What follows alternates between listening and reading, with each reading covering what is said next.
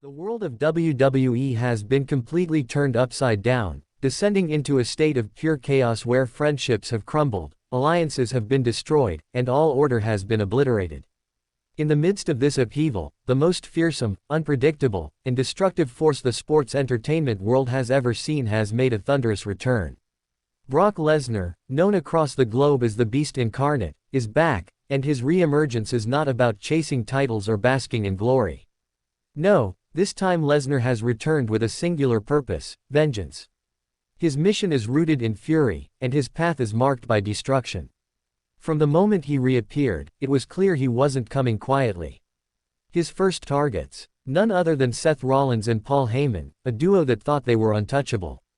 What unfolded after Lesnar's shocking return was nothing short of a merciless rampage that left the WWE landscape shaken to its core. This wasn't just a comeback, it was a violent reckoning. Lesnar didn't make his way to the ring for a dramatic entrance. He exploded backstage like a storm unleashed, tearing through corridors, bulldozing security, and obliterating everything that stood in his way. The dressing room shared by Rollins and Heyman became the epicenter of an all-out war, one that signaled this was only the beginning of a much larger battle. To fully grasp the scale of this mayhem, we must rewind and understand how we got here. For weeks, Seth Rollins had been playing a dangerous game. Ever the manipulative strategist, the self-proclaimed visionary had been orchestrating mind games, launching ambushes, and delivering biting promos aimed at destabilizing Roman Reigns' empire. But he wasn't acting alone.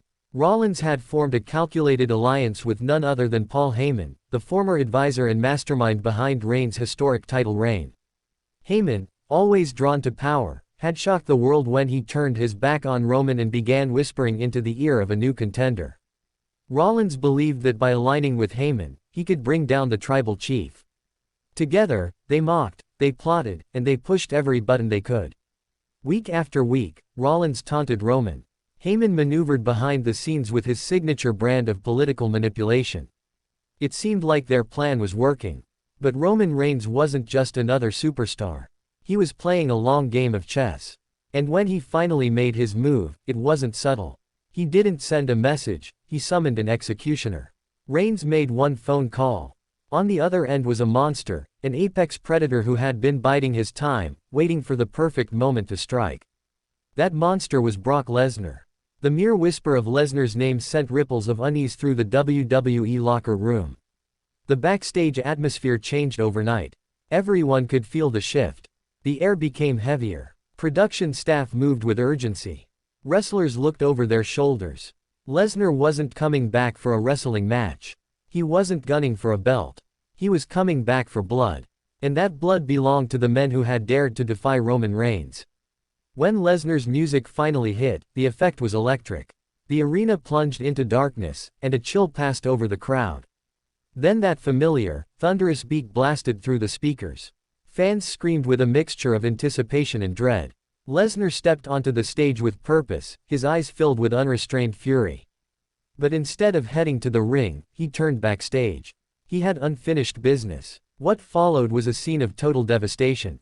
Lesnar stormed through the backstage area like a juggernaut, shoving aside security guards with ease, upending tables, smashing equipment, and roaring the names of Heyman and Rollins. Cameramen struggled to keep pace as he cut a path of destruction, flinging anyone who got too close into walls or down corridors. It was carnage. And then, he found his target. The dressing room labeled, Rollins, Heyman.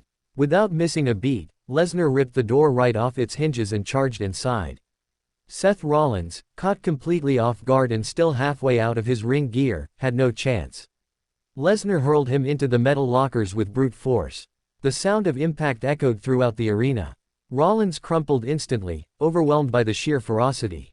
Before he could catch his breath, Lesnar dragged him into the hallway and delivered a devastating F5 onto the concrete floor, the impact ringing like a gunshot. Paul Heyman, desperate and terrified, tried to disappear beneath a table.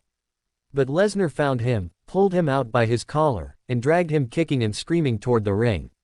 Roman Reigns watched the chaos unfold on a backstage monitor, his expression unreadable, a hint of satisfaction in his eyes. Lesnar was doing exactly what he had been unleashed to do: send a message. In the ring, Lesnar wasn't finished. He lifted Heyman into the air and drove him down with a monstrous F5 onto the World Heavyweight Championship belt left behind by Rollins. The crowd watched in stunned silence. This was personal. This was punishment. This was a reminder that when Brock Lesnar is on the hunt, no one is safe. Triple H and a team of officials rushed to the scene, demanding medical help. Rollins was left unconscious backstage. Paramedics surrounded him. Heyman lay broken in the ring, his suit shredded, his pride obliterated. CM Punk was seen backstage watching it all with a knowing smirk. "Told you karma's a expletive," he muttered, a comment heavy with meaning. Heyman had burned too many bridges, and now, one of those bridges had turned into a battlefield. But the story doesn't end there. In the darkest corners of the arena, two silent figures stood watching, Solo Sikoa and Jacob Fatu.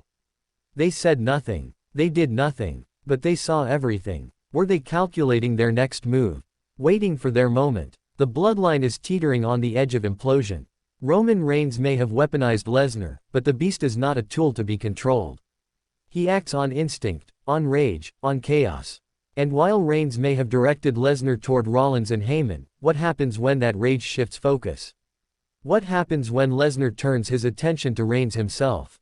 This uneasy alliance stands on a fragile thread, one misstep away from total collapse. And when Lesnar does snap, and history tells us he will, not even Roman will be able to stop him. Seth Rollins, unaware of the storm that was building, had been in the ring with Heyman delivering a smug promo, laughing off Reigns' downfall. But the second Lesnar's music hit again, the atmosphere changed.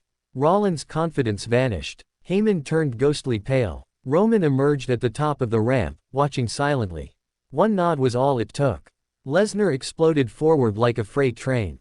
Rollins tried to intercept him but was swiftly overpowered, tossed like a ragdoll over the announcer's table with another bone-crunching F5. Then Lesnar turned to Heyman. The pleading, the screaming, it didn't matter.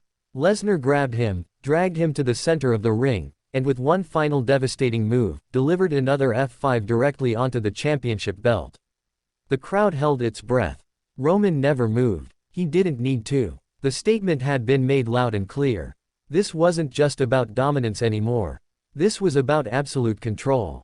Roman Reigns had once again shown why he remains the tribal chief, not because of his strength alone, but because of the fear he commands and the destruction he can unleash with a single command. And now, WWE has been plunged into a war. A war for power. A war for legacy. A war that no one will escape unscathed. Because Brock Lesnar is back. And when the beast begins his hunt, nothing and no one can stand in his way. The only question that remains now isn't who started this chaos, it's who, if anyone, will be left standing when the dust finally settles.